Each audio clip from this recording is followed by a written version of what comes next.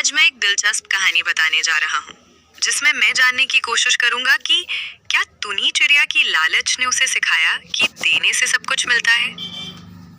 एक छोटे से गांव में एक जादुई अमरूद का पेड़ था जो हर किसी के लिए एक सपना था। उस पेड़ के अमरूद इतने स्वादिष्ट थे कि जो भी उन्हें खाता उसकी सभी इच्छाएं पूरी हो जाती थी।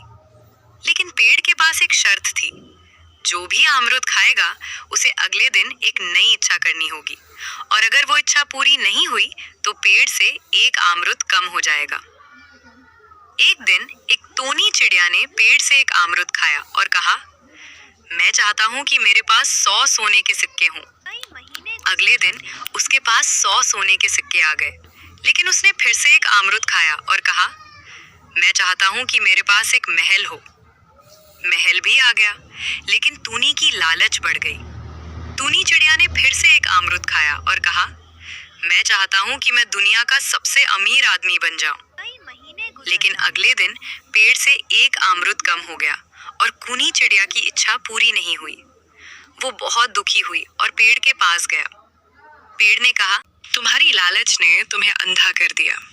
तुम्हें एक ही इच्छा करनी चाहिए थी जो तुम्हारे दिल को खुश करे, न कि तुम्हारी लालच को। और ब्रेडन, अब तुम्हें एक आखिरी इच्छा करनी होगी और अगर वो पूरी नहीं हुई तो मैं मर जाऊंगा।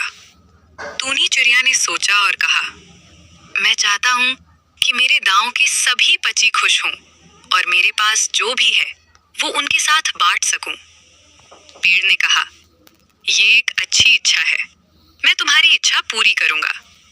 अगले दिन टूनी चिड़िया के गांव के सभी पक्षी खुश थे और पेड़ ने एक और अमरूद दिया।